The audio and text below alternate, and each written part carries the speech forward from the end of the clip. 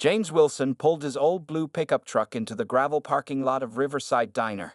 The small restaurant sat just off Highway 16 in rural Georgia, its neon OPN sign flickering in the late afternoon sun. After driving for 6 hours straight, his back ached and his stomach growled with hunger. "Just a quick meal, and I'll be back on the road," James said to himself as he checked his watch. It was 5:30 p.m. He still had another 3 hours of driving before reaching his sister's house in Atlanta. At 38 years old, James carried himself with the straight-back discipline of his military training. 3 tours in Afghanistan had left him with a slight limp and a collection of medals he kept in a box under his bed. He rarely talked about his service, but the Marine Corps veteran's cap he wore and his military haircut often told people enough. The bell above the door jingled as James stepped inside. The diner was busy but not packed. About half the tables were filled with locals enjoying early dinners. Country music played softly from speakers in the ceiling, and the smell of fried chicken and coffee filled the air. A few heads turned as James entered. He noticed some stares lasting longer than normal, but he was used to this in small towns where strangers stood out. He smiled politely and made his way to an empty booth near the window. The red vinyl seat squeaked as he sat down. James took off his cap and placed it on the table, then picked up the laminated menu. The prices were reasonable, and the food looked like standard diner fare: burgers, chicken fried steak, and all-day breakfast. From his seat, James could see the entire diner. An older couple sat in the corner sharing a piece of pie. A family with 2 young children occupied a large table in the center, the kids coloring on paper placemats. Near the counter, 3 men in work clothes drank coffee and talked quietly. Behind the counter, a middle-aged woman with bleached blonde hair poured coffee while chatting with customers. She laughed at something one of the men said, then disappeared into the kitchen. A younger server, maybe in her early 20s, moved between tables taking orders. James waited patiently, watching as the young server attended to other tables. She moved efficiently, writing down orders and delivering plates of food. Twice she walked past his booth without acknowledging him. James figured she was busy and would get to them soon. 5 minutes passed, then 10. James made eye contact with the server as she passed again, offering a friendly smile. She quickly looked away and hurried to another table. The diner's owner, a heavy-set man with gray hair and a red face, emerged from the kitchen. He spoke to several customers, slapping one man on the back and laughing loudly. His eyes swept the room and landed on James. His smile disappeared. After 15 minutes of waiting, James was beginning to feel uncomfortable. The family who had been sitting at the center table paid their bill and left. A new couple came in and was immediately greeted by the server, who led them to a table and took their drink orders. "That's strange," James thought, checking his watch again. He had now been sitting for almost 20 minutes without service. His throat was dry, and his hunger had only increased. With a deep breath, James reminded himself not to jump to conclusions. Maybe the server was new. Maybe they were short-staffed. He decided to give it a few more minutes before saying something. But as he watched the owner whisper something to the server while glancing in his direction, James began to suspect that something wasn't right at Riverside Diner. The warm welcome he had expected was nowhere to be found, and the knot forming in his stomach had nothing to do with hunger. 25 minutes had now passed since James took his seat at the booth. His patience was wearing thin. He watched as the young server helped a newly arrived elderly couple who had come in after him. She brought them water, took their orders, and disappeared into the kitchen. "Excuse me," James called out politely as the server passed by his table again. She jumped slightly, as if startled by his voice. "Oh, I'll be with you in a minute," she mumbled, avoiding eye contact. Her name tag read Amy. She hurried away without taking his order. James sighed and drummed his fingers on the table. The diner wasn't particularly busy. There was no reason for the long wait. He glanced at his phone, considering whether to leave and find another place to eat, but the next town was 20 miles away. 5 more minutes passed. James noticed an older woman at a nearby table watching him. When their eyes met, she quickly looked down at her food. The atmosphere in the diner felt increasingly tense, as if his presence had somehow disrupted the normal flow of things. Finally, Amy approached his table, notepad in hand. Her eyes darted nervously between James and the owner, who stood behind the counter watching them. "What can I get you?" she asked, her voice barely audible over the country music. I'd like a coffee, please, and I'll have the burger special with fries, James said with a friendly smile, trying to ease her obvious discomfort. Amy nodded without writing anything down. The kitchen might be closing soon for cleaning, she said, though the clock on the wall showed it was only 6 o'clock p.m., and the diner's hours posted on the door indicated they were open until 9 o'clock. But those folks just ordered, James said, nodding toward the elderly couple whose food was now being delivered. Before Amy could respond, the owner stepped out from behind the counter and made his way toward James's booth. He was a large man with thick forearms and a stained apron stretched across his belly. The name, Frank Miller, was embroidered on his shirt pocket. "Is there a problem here?" Frank asked, his voice carrying across the diner. Several customers turned to look. "No problem," James replied calmly. "I've been waiting for almost half an hour to order. I'm just hungry after a long drive." Frank crossed his arms. "Well, we're pretty busy today, as you can see." He gestured around the half-empty diner. James took a deep breath. "Sir, I've been watching people who came in after me get served. I'm just asking for the same service." Frank's face reddened. He leaned forward, placing both hands on James's table. "Look, we reserve the right to refuse service to anyone. Maybe you'd be more comfortable somewhere else." The diner grew quiet. The only sounds were the soft country music and the sizzling from the kitchen. "I'm not looking for trouble," James said. "Just a meal before I continue my journey to visit my family." "Your kind always says that, not looking for trouble," Frank replied, his voice lowering but gaining an edge, "but trouble seems to follow anyway." James felt a cold sensation in his stomach that had nothing to do with hunger. He'd experienced this before, the coded language, the thinly veiled hostility. As a black man traveling through rural areas, he faced variations of this scenario many times. "My kind?" James repeated, his voice steady but firm. "What exactly do you mean by that, sir?" Frank straightened up. "I think you know exactly what I mean. My customers come here for a comfortable, familiar experience. I'm just trying to keep everyone happy." A few customers shifted uncomfortably in their seats. An older man at the counter shook his head slightly but said nothing. James looked around the diner. Some faces showed embarrassment, others avoided his gaze entirely. Amy stood frozen near the kitchen door, her notepad clutched tightly in her hand. "So you're refusing to serve me because of my race?" James asked directly, wanting to remove any ambiguity from the situation. Frank's expression hardened. "I didn't say that. Don't put words in my mouth. I just think everyone would be more comfortable if you found somewhere else to eat." The tension in the diner was palpable now. James realized this confrontation was quickly approaching a critical moment. Despite his growing anger, he remained outwardly calm, remembering the techniques he learned in the Marines for handling high-pressure situations. James Wilson sat perfectly still, his eyes locked with Frank Miller's. The restaurant owner's face had grown even redder, his breathing heavy as he loomed over James's table.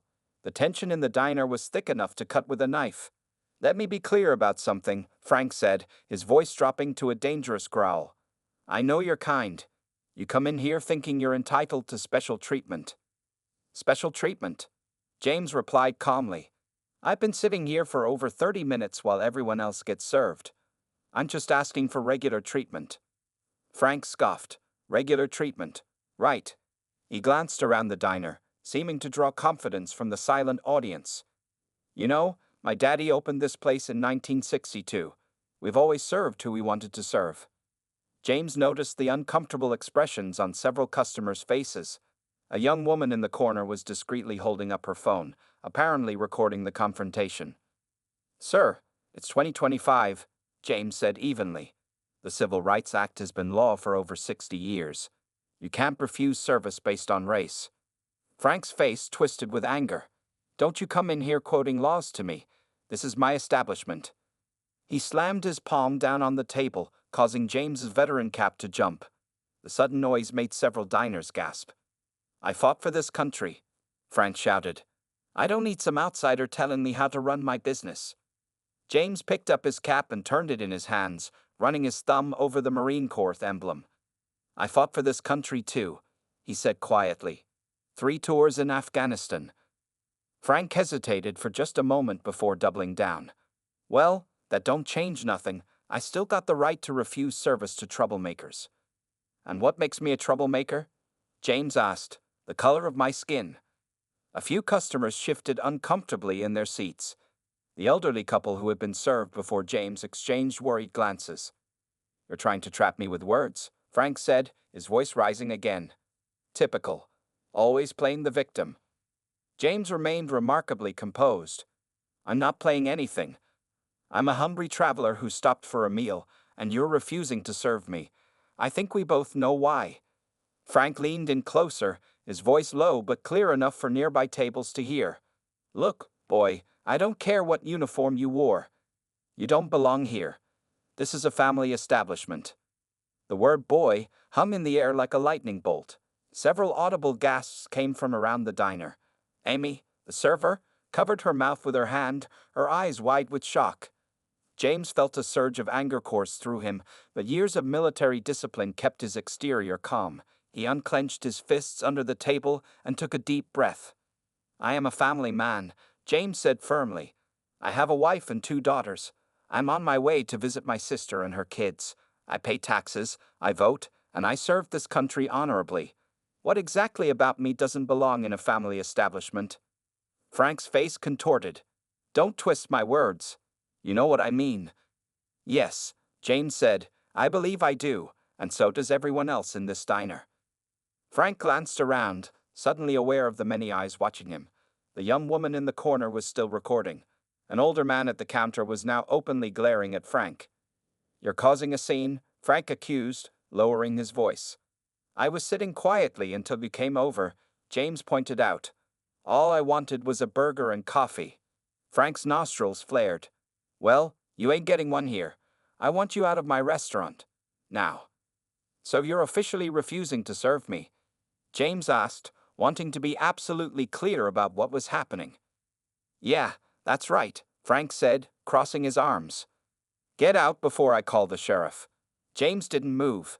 On what grounds would you call law enforcement? I haven't broken any laws. Trespassing, Frank shouted. This is private property. I'm a customer in a public accommodation, James replied. Refusing service based on race is illegal under federal law. If anyone's breaking the law here, it's you. The standoff had reached its critical point. Frank's face twisted with rage as he realized he was being challenged in his own establishment. James remained seated, his military training evident in his steady gaze and controlled breathing. What happened next would change both men's lives forever. The entire diner had gone silent. Even the country music playing through the speakers seemed to have faded into the background. All eyes were on James Wilson and Frank Miller as they faced off in a confrontation that had quickly escalated beyond a simple matter of service. Last warning, Frank growled, his fists clenched at his sides. Get out of my diner. James took a deep breath and slowly rose to his feet. Standing at 6'1", he was taller than Frank by several inches. His movement was deliberate, not threatening, but commanding in its calm dignity. I'd like to make something clear to everyone here, James said, his voice steady and clear enough to reach every corner of the diner. He looked not at Frank but addressed the room of silent spectators. My name is Staff Sergeant James Wilson, he continued, placing his veteran's cap back on his head. I served 3 tours in Afghanistan with the United States Marine Corps. I was wounded in Helmand Province in 2014 protecting the freedoms we all enjoy. Frank tried to interrupt, but James continued speaking, his voice remaining level and controlled. I did not fight for a country where a man can be denied service because of the color of his skin. I did not watch my friends die so that we could continue living in the past. An older woman at a nearby table wiped a tear from her eye. The young woman in the corner was still recording, her hand slightly shaking as she held her phone. I don't want trouble, James said. I never have. I stopped here because I was hungry and tired from driving. That's all. He turned to face Frank directly now. But I will not be treated as less than human, not after what I've sacrificed for this country, not after what generations before me have endured and fought to overcome. Frank's anger seemed to waver slightly in the face of James's dignified response. A few murmurs began to ripple through the diner. You don't know me, Frank said, but his voice had lost some of its previous certainty. You come in here making accusations. I haven't accused you of anything you haven't demonstrated through your own actions and words. James interrupted calmly. You called me boy. You referred to my kind. You said I don't belong here. Those words have a history and meaning in this country, and we both know it. An older man sitting at the counter slowly stood up.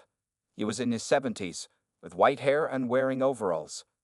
Frank, he said, his voice gravely with age, this ain't right. You know it. Frank turned toward the man with surprise.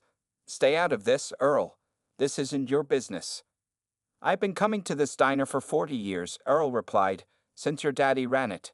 And he wouldn't have treated a veteran this way, no matter the color of his skin. A woman in her 60s sitting near the window spoke up next. My husband served in Vietnam. If someone had treated him this way when he came home.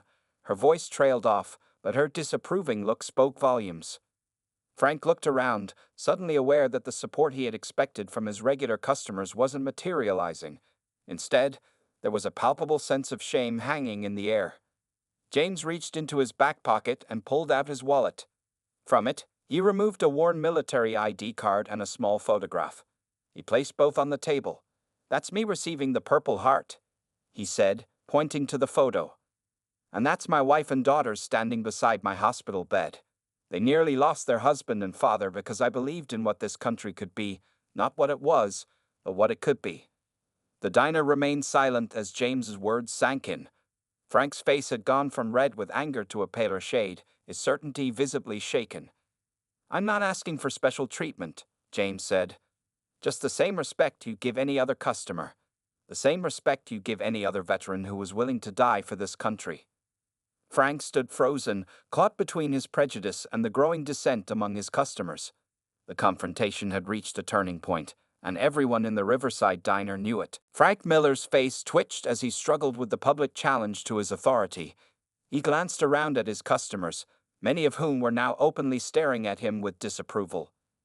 I don't care what you did in the military, Frank finally sputtered, his voice lacking its previous confidence. This is still my diner, and I still decide who gets served here. James stood tall, hands at his sides, not aggressive, but not backing down either. And I'm still an American citizen with rights, he replied evenly.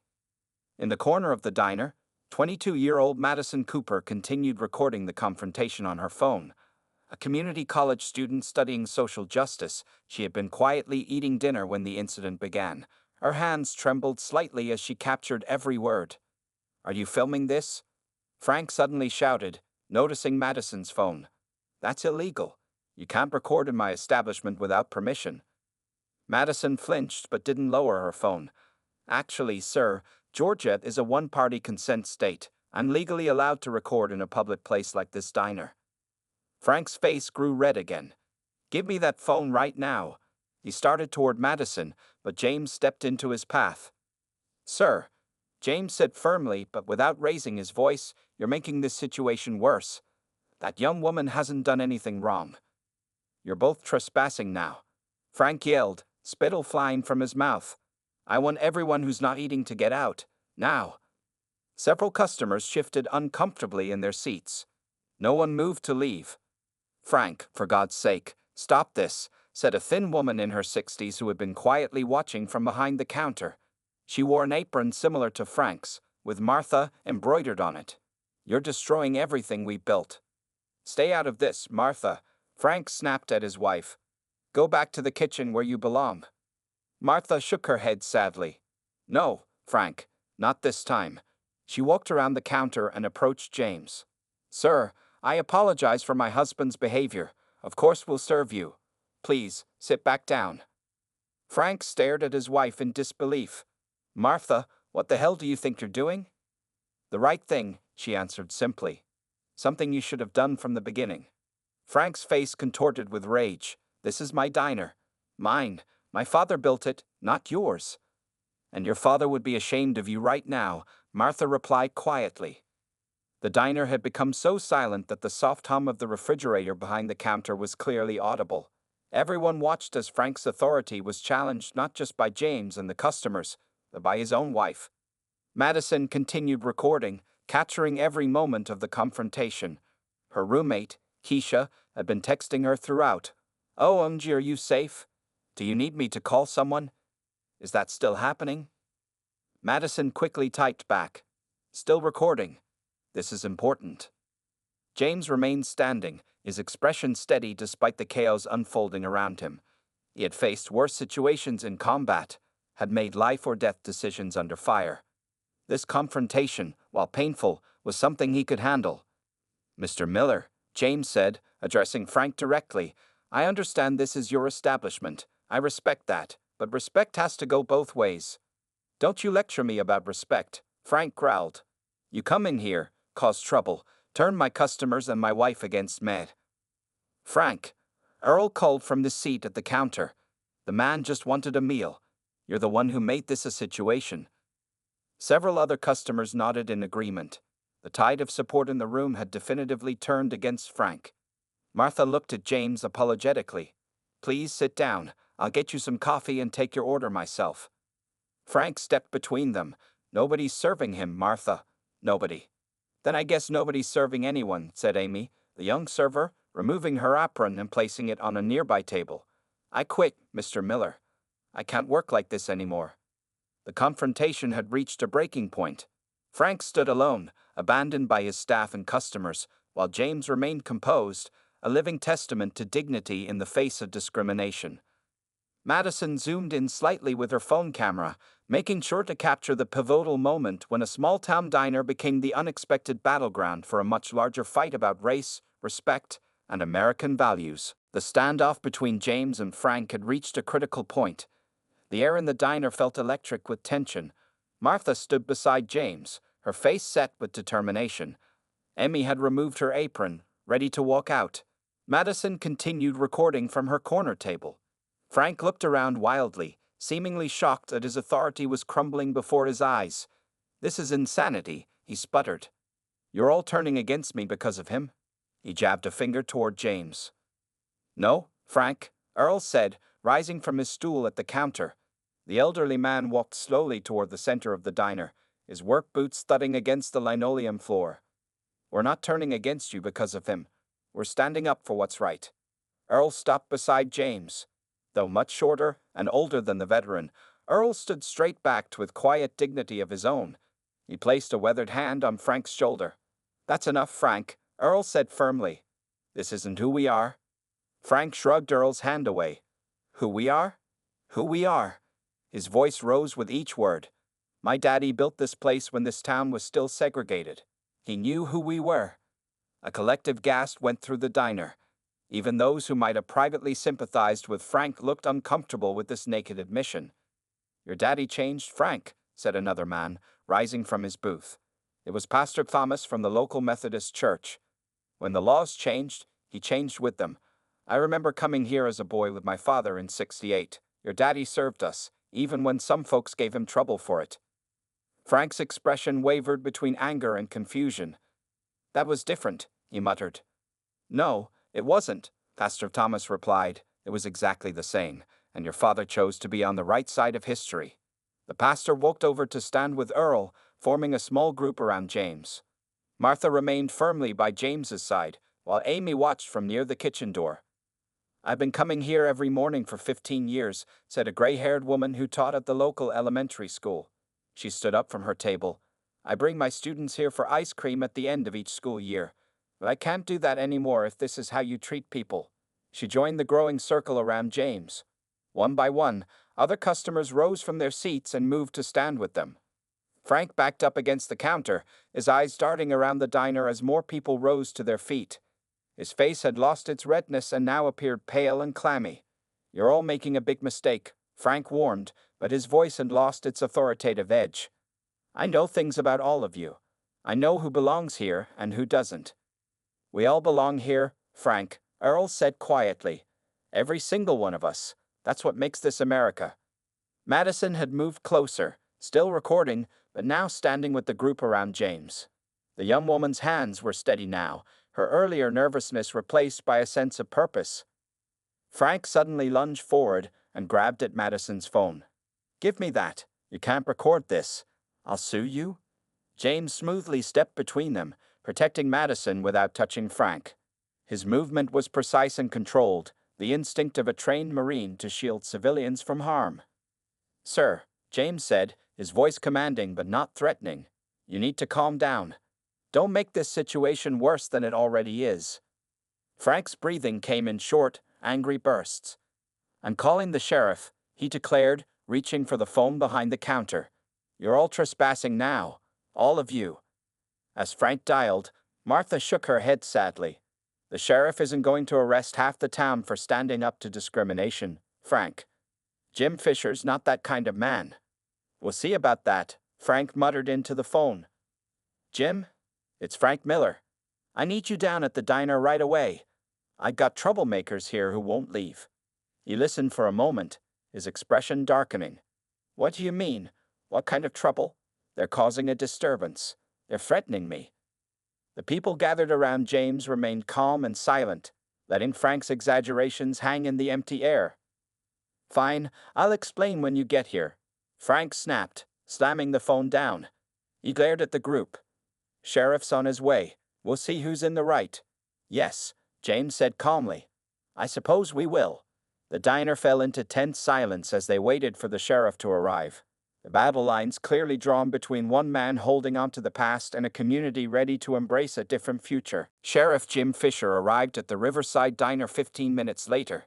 His cruiser pulled into the gravel parking lot with lights flashing but no siren.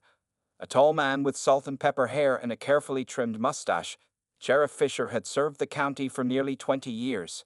He entered the diner with a cautious expression, taking in the unusual scene before him. Frank rushed toward him immediately. Finally, I want all these people removed from my property, Jim. They're trespassing and causing a disturbance. Sheriff Fisher surveyed the room slowly. What he saw was not a riot or disturbance, but a group of familiar community members standing calmly together near a stranger in a Marine Corps cap. Frank, the sheriff said evenly, I don't see any disturbance here. Want to tell me what's really going on? Before Frank could answer, Madison stepped forward with her phone. Sheriff, I recorded everything. Would you like to see? Frank lunged toward her again. That's illegal recording. Confiscate that phone, Jim. Sheriff Fisher held up his hand to stop Frank. It's not illegal to record in a public establishment, Frank. You know that. He turned to Madison. Yes, miss, I'd like to see that video, if you don't mind. For the next few minutes, the diner remained silent as Sheriff Fisher watched the recording, his expression growing more serious with each passing moment. When it finished, he handed the phone back to Madison.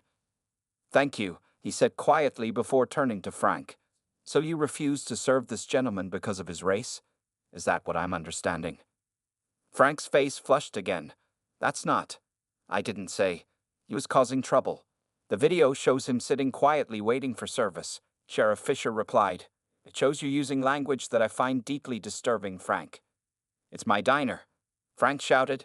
My property, my right. Sheriff Fisher shook his head slowly. No, Frank. Not when it comes to discrimination. That's not a right any business owner has. He turned to James. Sir, I apologize for what you've experienced in our town today. This doesn't represent who we are. James nodded respectfully. Thank you, Sheriff. I appreciate that. The confrontation had drawn attention outside the diner as well. Through the windows, they could see several cars had pulled into the parking lot. People stood outside, peering in, word having spread quickly through the small town about what was happening. What happens now? Martha asked, still standing beside James. Sheriff Fisher sighed. Well, this gentleman has grounds for a formal complaint of discrimination if he wants to file one. That could mean serious legal consequences for the business. Frank's face went pale. You'd shut me down? After 40 years? The law would, Frank. Not me, Sheriff Fisher clarified. James cleared his throat. If I may, Sheriff, I didn't come here looking for trouble or to shut anyone's business down. I just wanted a meal. And you deserve to get one, Earl said firmly. Madison, who had been typing on her phone, suddenly looked up. Everyone? That video I took? I shared it with my roommate. And she? Well, she posted it online. It's already got over 1,000 views. A murmur went through the diner. Frank staggered backward, gripping the counter for support. The internet moves fast, Sheriff Fisher commented, checking his own phone. Looks like this story is already spreading beyond our little town. This will ruin me, Frank whispered, the fight suddenly gone from his voice. It doesn't have to, James said thoughtfully. Not if you choose to learn from it. Frank looked at him with a mixture of anger and confusion. What are you talking about? People can change, Mr. Miller, James said.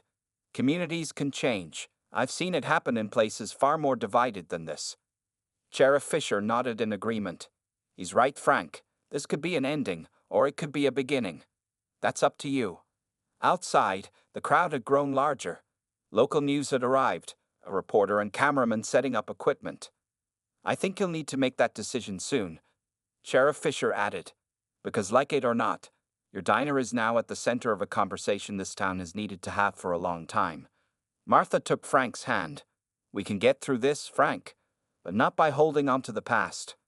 As the diner door opened and the reporter stepped inside, James Wilson stood quietly amid the growing commotion, a reluctant catalyst for change in a small town that would never be quite the same again. 6 months after the confrontation that changed Riverside Diner forever, the establishment looked remarkably different. A fresh coat of paint brightened the exterior, and a new sign hung above the entrance: Miller and Daughter Family Diner. The parking lot was full, cars lining both sides of the building on this special reopening day. Inside, Sarah Miller, Frank's 34-year-old daughter, moved efficiently between tables, greeting customers with a warm smile. She had returned from Atlanta, where she'd been working as a restaurant manager, to take over the family business. The interior had been renovated with new booths, fresh tablecloths, and artwork from local artists adorning the walls. Thank you all for coming today, Sarah announced, standing in the center of the packed diner. This means more to my family than you can imagine. Among the crowd were many familiar faces from that fateful day: Earl, Pastor Thomas, Madison, and several other regular customers. But there were also many new faces, people from neighboring towns who had heard about the diner's transformation and wanted to show their support. Sheriff Fisher sat at the counter, chatting with Martha, who still helped in the kitchen occasionally but had passed daily operations to her daughter. Frank was noticeably absent. The bell above the door jingled, and the diner fell silent as James Wilson stepped inside. He wore civilian clothes today, but the same Marine Corps cap sat atop his head. Behind him came his wife, Denise, and their 2 teenage daughters. Sarah immediately walked over to greet them. "Staff Sergeant Wilson," she said, extending her hand. "Thank you for accepting our invitation." James shook her hand firmly. "Thank you for inviting us. This is my wife, Denise, and our daughters, Layla and Maya." Sarah greeted each of them warmly before turning to address the packed diner.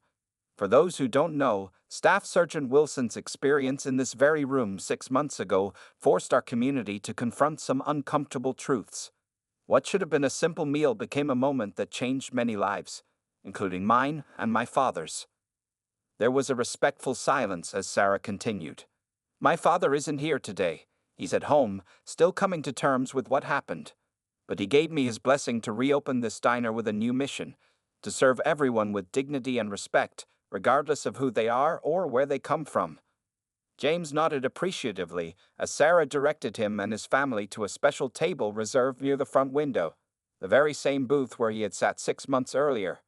Madison, now working part-time at the diner while finishing her college degree, came to take their order. Her viral video had eventually been viewed millions of times, featured on national news programs, and sparked conversations about ongoing discrimination across the country. "It's good to see you again," Madison said to James. "Things have really changed around here since that day." James smiled. "I can see that. It's good to be back under better circumstances." As Madison took their order, Sarah addressed the crowd again. "Today, we're not just reopening a diner. We're celebrating a new beginning for our community. The meals today are on the house.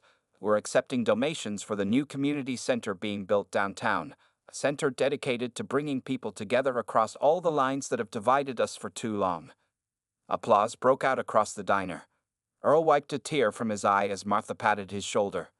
After everyone had been served, Pastor Thomas stood up and asked for a moment of silence. "Let's remember that change isn't always easy, but it's always possible," he said.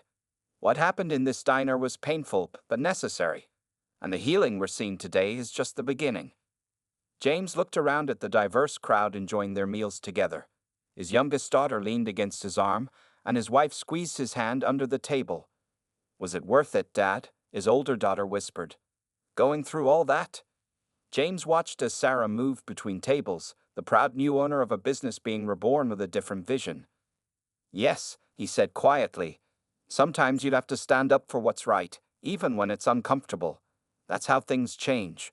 One person, one moment, one small town at a time." Outside the diner, a new plaque had been installed beside the entrance. It read, "All are welcome here," a simple but powerful promise from a community that had learned a difficult but necessary lesson about the ongoing journey toward true equality.